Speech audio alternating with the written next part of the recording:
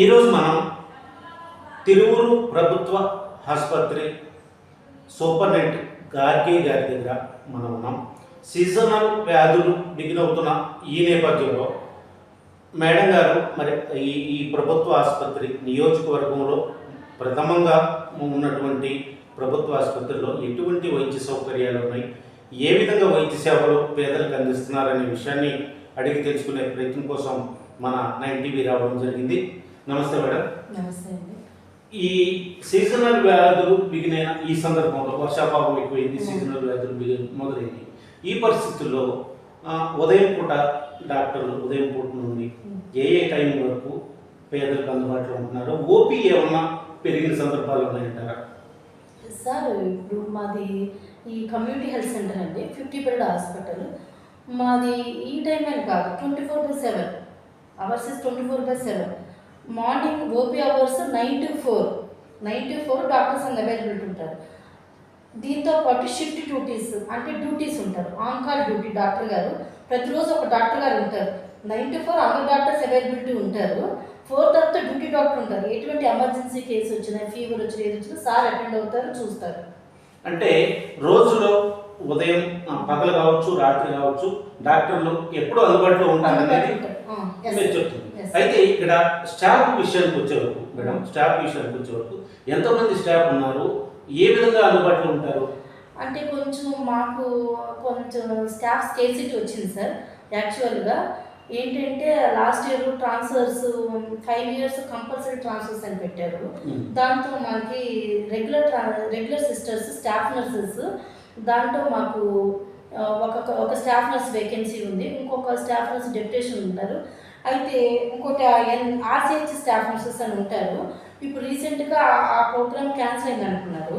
ఆర్సీహెచ్లో 3 staff nurses ఉండేవారు. Round the clock each staff nurse delivery department చూసుకునేవారు. ఇప్పుడు ఏంటంటే మాకు ఆర్సీహెచ్ స్టాఫ్ నర్స్ అందరూ ఈ పర్మనెంట్ కాంట్రాక్ట్, ఏపీపీ కాంట్రాక్ట్కి వెళ్ళిపోవడం వల్ల ఆ 3 స్టాఫ్ నర్స్ మాకు షార్టేజ్ వచ్చింది. ప్లస్ ఈ regular staff nurse 1 place vacant ఉంది, 1 place డెప్యుటేషన్లో ఉన్నారు.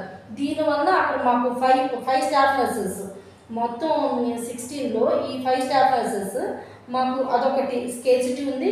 ఈ regarding NBS department only 1 staff nurse ఉన్నారు, ఇంకో 2 స్టాఫ్ నర్స్ అదొక వేకెన్సీ ఉంది. ఇంకోటి ఈ సీజన్ నాన్ కమ్యూనికేట్ డిసీజ్ అంటారు కదా, వీటి గురించి మాకు సపరేట్ ఎన్సిటీ స్టాఫ్ నర్స్ ఉంటారు డిఎంహెచ్ఓ సైడ్ నుంచి.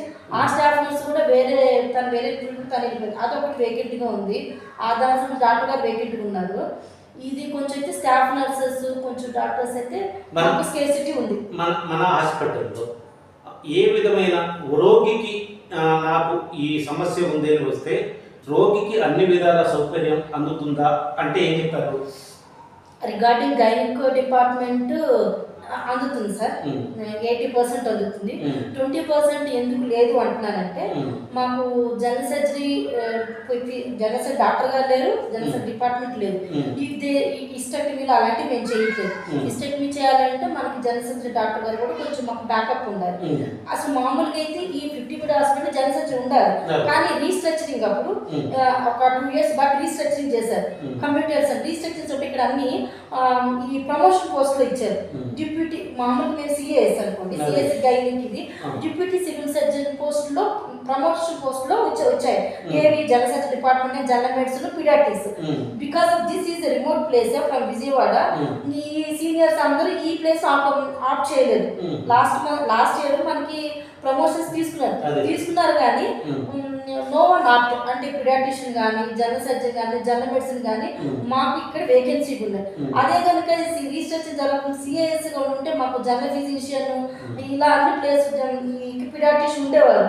దీనివల్ల మాకు షార్టేజ్ వచ్చింది. ఒకవేళ గవర్నమెంట్ డాక్టర్ గారిని తిరువూరుకి ప్రమోట్ చేయటం అనేది ఒకవేళ జరిగితే తిరువూరు రావడానికి డాక్టర్లు సంకోచిస్తున్నారు అనే మాట వినపడుతుంది, నిజమంటారా? అది కరెక్టే సార్. నేనే వచ్చాను, నేను ఫస్ట్ జాయిన్ 1 year ఉందామని అనుకుని వచ్చాను. నాకు ఇంకా సర్వీస్ చేయాలని ఆలోచన ఉంది, ఇంకా అలా ఉండిపోయాను. నేను వచ్చి ఇప్పుడు 5 ఇయర్స్ నిండిపోయింది. నేను వచ్చిన తర్వాత పిడియాట్రిషియన్ సార్ వచ్చారు, వెళ్ళిపోయారు. ఇంకో పిడియాట్రిషియన్ మేడం వచ్చారు, ఆమె జాయిన్ అయ్యారు, మెటర్నిటీ లీవ్కి వెళ్ళిపోయారు. మళ్ళీ ఆమె రిజైన్ చేశారు, జనరల్ ఫిజిషియన్ డాక్టర్ జాయిన్ అవ్వలేదు. పోనీ సరే రీసెర్చ్ ప్రమోషన్ పోస్టులు వస్తారంటే ఎవరి వాళ్ళు ఆ చుట్టుపక్కల చూస్తున్నారు, ఇక్కడ తిరుగు ఆఫ్ చేయలేదు. చివరికి మధ్యలో అయితే ఒక 8-9 months ఎనస్థీషియా పోస్ట్ మాకు వేకెన్సీగా ఉంది.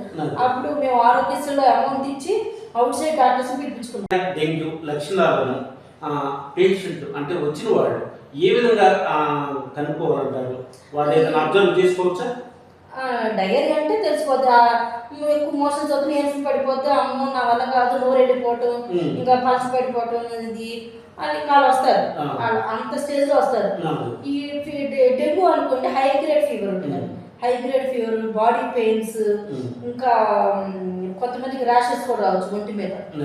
అలా వస్తే మనం డెంగ్యూ సస్పెక్ట్. కొంతమందికి ఇక్కడ రెట్రో ఆర్బిటల్ పెయిన్ ఉంటుంది, బాగా సివియర్ పెయిన్, హెడేక్ అని ఈ ఆర్బిట్స్ దగ్గర ఇక్కడ పెయిన్ ఉంటుంది, సివియర్ హెడేక్ ఉంటుంది, బాడీ పెయిన్. కొంతమందికి ఏమో అమ్మో నడుము పగిలిపోతున్నాయి, ఇంత నొప్పి ఉందంటే ఏంటంటే బోన్స్ పగిలిపోతున్నాయి, ఇరిగిపోతున్నాయి, అంత పెయిన్ ఉంటుంది. ఈ బోన్స్ నొప్పులు, శరీరం మొత్తం బోన్స్ నొప్పులు ఎక్కువగా డెంగ్యూకి వస్తాయంట. మరి ఫీవర్ వీటిని మరి ఈ టైంలో, ఈ వచ్చిన టైంలో ఒకరికి వస్తాయి, ఇంట్లో ఒకరికి వస్తాయి, మరి మిగతా వాళ్ళు ఏ విధమైన జాగ్రత్తలు తీసుకోవాలంటారు? అది వచ్చిన టైంలో ఆ దోమ ఇల్లు కూడా పుట్టింది అనుకోండి, హాస్పిటల్ తర్వాత రావచ్చు. మేము ఆల్రెడీ పుట్టేస్తుంటే మనం చెప్పాలి, రెండింటి మధ్య ఇంక్యుబేషన్ 14 days ఉంటుంది. ఆ దోమ పుట్టి వీళ్ళకి కూడా పుట్టిందో లేదో మనం చెప్పలేము, ఇంకా వాళ్ళు చూసుకోవాలి. మనం అది పుట్టిన తర్వాత మనం ముందు చెప్పలేము. డెంగ్యూ ఫీవర్ మరి వాళ్ళు పుట్టేసింది అనుకోండి, 14 days తర్వాత ఫీవర్ వచ్చింది. ధన్యవాదాలు. థ్యాంక్స్ అండి. ఇది మనకు డాక్టర్ గారు డెంగ్యూ మలేరియా విషయానికి వచ్చే వరకు జాగ్రత్తలు అనేవి ఇంటి దగ్గరే తీసుకోవాల్సి ఉంటుంది. శానిటేషన్ విషయం కావచ్చు, మంచినీళ్ళ విషయం కావచ్చు, లేదు తినుబండారాలు కావచ్చు, లేదు ఇంకొక రకంగా ఏదైనా ఉన్నా కానీ వాటిని ఇంటి దగ్గరే చూసుకోవాల్సిన పరిస్థితి ఉంది. ప్రతి ఒక్కరు జాగ్రత్తగా ఈ సమయంలో ఉండాలనే విషయాన్ని డాక్టర్ గారు చెప్పడం జరుగుతుంది. మనకు హాస్పిటల్